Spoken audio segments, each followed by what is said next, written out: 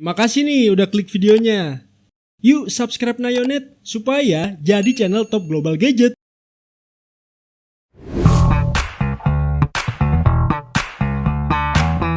Kalau di video sebelumnya, Nayonet bahas HP gaming 2 jutaan dan 3 jutaan, sekarang lanjut lagi nih. Kita bahas HP gaming tapi di harga 4 jutaan. By the way, buat yang belum nonton video HP gaming 2 jutaan dan 3 jutaan versi Nayonet, bisa ditonton dulu ya. Buat referensi atau bahan pertimbangan kamu sekalian menyesuaikan budget. Langsung aja yuk kita bahas 5 HP gaming harga 4 jutaan terbaik di tahun 2020 yang mungkin salah satunya bisa kamu lirik. Simak videonya sampai tuntas setelah yang lewat ini.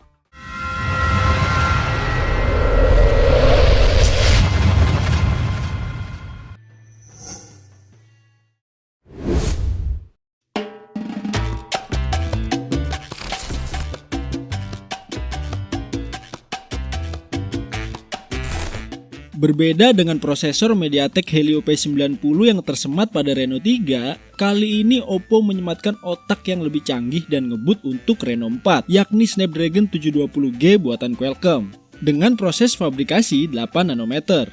Perbekalan kayak gitu udah pasti tangguh buat melibas game berat. Soal kapasitas daya yang dibawanya juga cukup besar, yaitu 4015 mAh. Lengkap dengan dukungan teknologi pengisian cepat Oppo VOOC 4.0 berdaya 30 Watt. Fitur fast charging ini memungkinkan baterai Reno 4 bisa terisi penuh hanya dalam waktu sekitar 1 jam aja. Meski membawa cukup banyak kelebihan mulai dari sektor desain, performa, fitur hingga harga, Reno 4 juga memiliki beberapa ketidaksempurnaan yang perlu dimaklumi. Seperti belum tersedianya fitur NFC. Tapi kalau emang tujuan kamu membeli HP ini untuk berfokus ke gaming, kayaknya kekurangan tersebut bukan jadi masalah ya.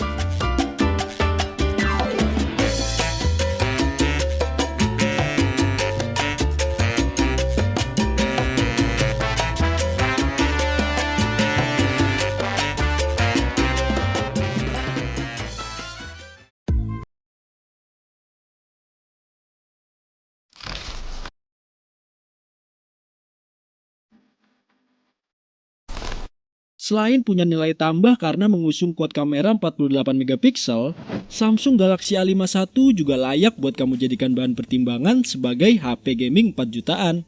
Salah satu alasannya karena dia punya panel layar Super AMOLED berukuran 6,5 inci dengan resolusi 1080x2400p dan aspek rasio 20:9, serta punya proteksi Corning Gorilla Glass 3.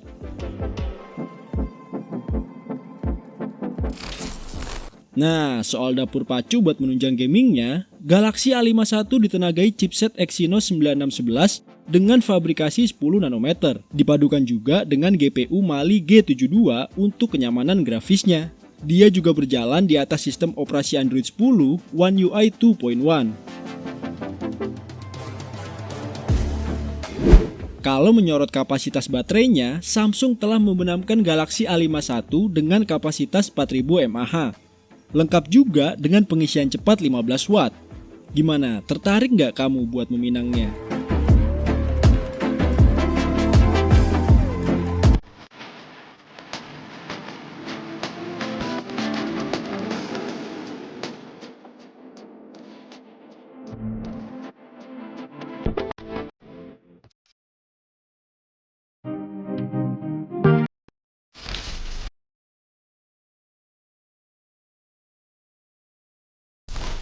Di rekomendasi nomor 3 ada Huawei Nova 5T.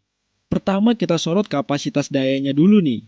Walaupun cuma dibekali kapasitas 3750 mAh, tapi soal kecepatan pengisian daya, Nova 5T tergolong luar biasa, berkat daya 22,5 Watt. Kamu cuma butuh waktu 24 menit aja untuk mengisi dayanya sampai 50%. Mungkin salah satu alasan kenapa kapasitas baterainya kecil, karena untuk menjaga dimensi bodinya supaya nggak terlalu bongsor. Agak make sense sih.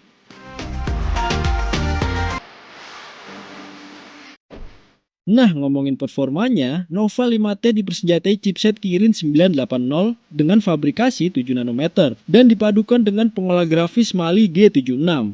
Nggak sampai di situ, Nova 5T juga berusaha memanjakan para penggunanya di sektor gaming. Sang vendor menghadirkan fitur GPU Turbo 3.0 yang mampu meringankan beban RAM dan percepatan proses cache aplikasi.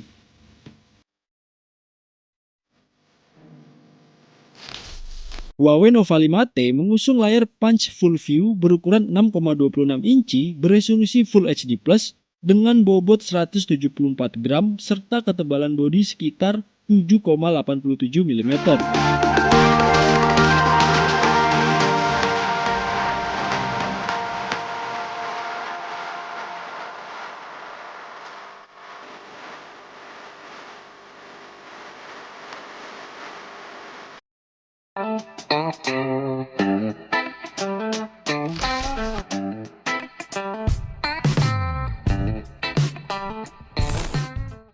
Lanjut, ada Realme 6 Pro.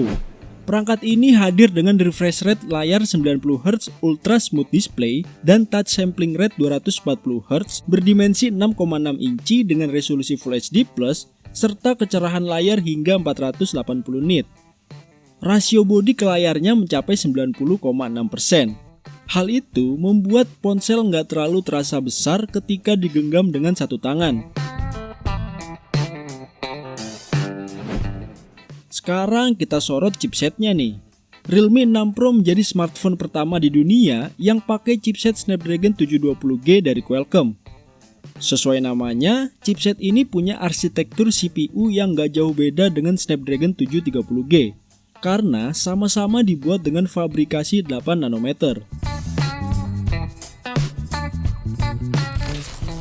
Nggak cuma di situ, perbekalan tangguh layar dan chipset tadi juga dipadukan dengan RAM 8GB LPDDR4X dan penyimpanan berjenis UFS 2.1 128GB.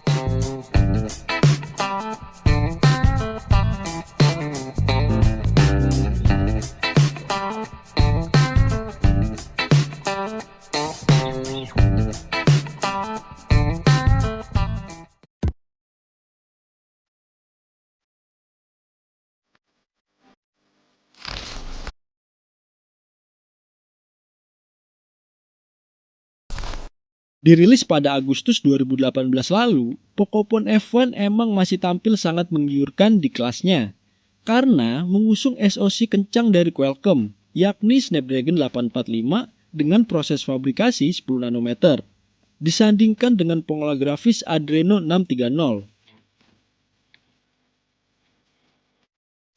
Nah, beralih ke layar, sayangnya dia masih menggunakan panel IPS dengan ukuran 6,18 inci dengan resolusi Full HD+, serta aspek rasio 18:7:9. Untuk kelas harga 4 jutaan, kayaknya nggak make sense ya. Terlebih kompetitor di kelasnya udah mulai banyak yang pakai panel AMOLED.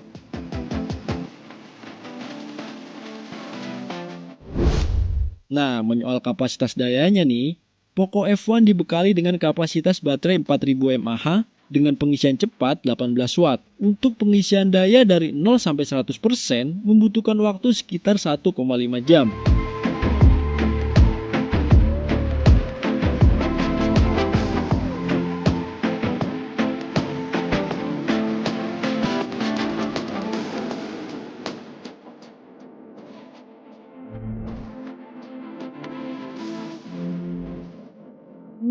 Nah, itu dia tadi beberapa rekomendasi HP gaming di harga 3 jutaan yang mungkin bisa kamu jadikan referensi. Kalau kamu berminat, kamu bisa membelinya lewat link yang udah saya sertakan di kolom deskripsi ya. Saya Rio, signing out.